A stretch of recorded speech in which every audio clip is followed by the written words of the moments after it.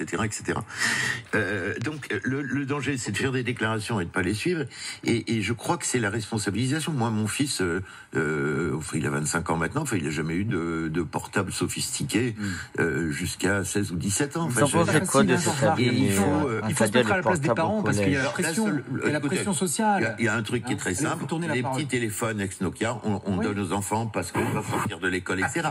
Non, mais c'est pas si facile. Pas de téléphone qui ont accès aux réseaux sociaux. J'ai compris votre idée, mais je vous dis que c'est pas si facile parce qu'il y a la pression sociale au sein du collège. Les enfants vous disent non, mais moi la copine, le copain, il a son smartphone. Pascal. Et alors, moi j'ai croisé Jean-Louis Borloo hier soir. Ah bon? Et il me parle des réseaux sociaux et de la jeunesse. Il me dit on est en train de former des enfants soldats. Oui. Quand des gamins de 12 ans sont soit sur des sites pornographiques ou djihadistes, quand la haine se répand en ligne, quand l'anonymat est roi, c'est aussi la question de l'anonymat, il y a beaucoup de problèmes c'est de salubrité publique. Donc, soit monsieur Macron a parlé pour ne rien dire, ça va pas se passer, soit ça va vraiment se passer. Parce qu'après, il y a une question de mise en œuvre. Mais je crois que c'est fondamental. Après 15 ans, s'ils veulent aller sur les réseaux sociaux, mais on évitera de l'endoctrinement, des harcèlements, etc. Voilà. Pascal, moi je vais peut-être choquer le libéral que tu es, Pascal. Mais... Non, moi je dis que ça fabrique des générations décérébrées. Je vais même beaucoup plus loin en disant que, effectivement, pour moi d'abord, la règle à l'école, c'est l'école est un sanctuaire. J'interdis purement et simplement, et je ne discute pas l'interdiction, pression sociale ou pas, je n'en ai strictement rien à faire. Je veux que la République redevienne forte aux endroits où elle doit l'être. Et la défaillance de l'école en France, c'est la pire nouvelle pour moi depuis des générations, parce que tout commence et tout est fondé à l'école. Ça commence là, la vie de citoyen, la vie d'homme, l'émancipation de l'individu, ça commence par la connaissance et par les savoirs.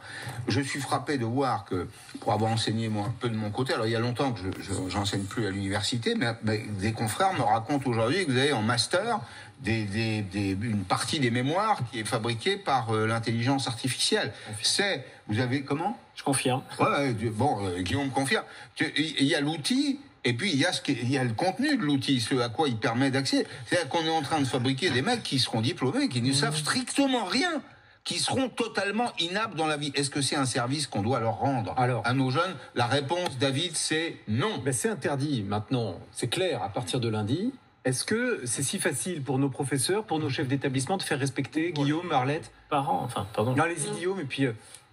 sur les parents, je peux vous raconter pléthore d'affaires criminelles, terroristes ou de petites délinquances où les enquêteurs vont à la rencontre de parents qui tombent des nues quand ils voient ce qu'il y a dans le téléphone portable de leur enfant, qu'il s'agisse d'appartenir à des réseaux de bandes violentes qui ensuite vont aller s'affronter, y compris mortellement. Et je vous renvoie à l'actualité très récente depuis l'affaire du jeune Yuri dans le quartier Beaugrenelle jusqu'au meurtre les plus proches de nous dans le temps, des affaires de stupes, mais mon enfant dit je n'étais pas au courant, et de bonne foi. Vous avez des parents qui viennent en garde à vue chercher leur enfant mineur en disant mais je n'imaginais pas une seule seconde qu'il puisse se passer tout ça dans son téléphone portable. Oui.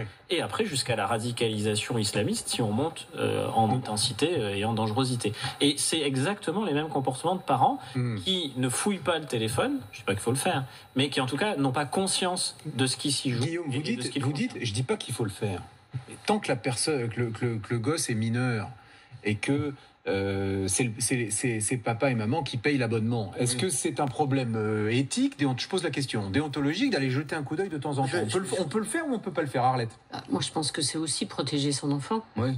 Vraiment, c'est pas juste fliquer son môme, comme on le dirait de façon un peu familière et vulgaire. C'est aussi le protéger. Parce que ces enfants sont aujourd'hui aussi des victimes. Si on revient au collège ou au lycée, il y a eu l'expérimentation dans 200. Ça s'est bien passé. Je vois aujourd'hui dans la presse que c'est « Oh là là, mais comment on va faire? C'est terrible !» Oui. Bon, ils y sont parvenus dans les 200 collèges et lycées. Bon. C'est très bien. Pourquoi? Parce que là aussi, il y a du harcèlement à l'école. Il y a les uns et les autres qui les filment tout le temps, n'importe où, dans les endroits les plus intimes. Donc, simplement, après, on postait sur les réseaux sociaux.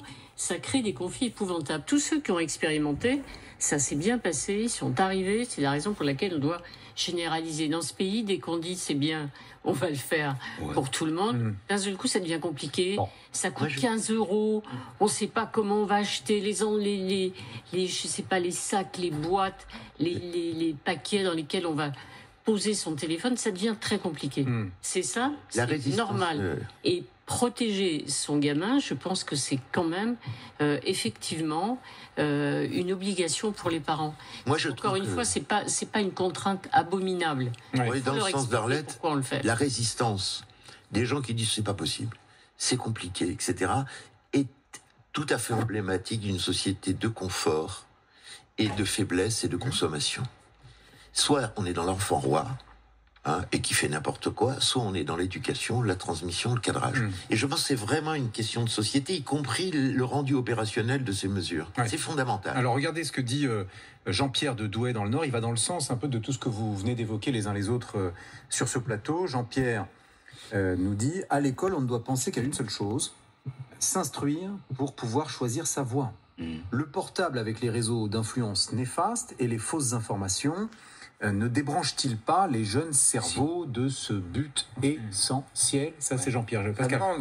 L'enseignement et donc l'apprentissage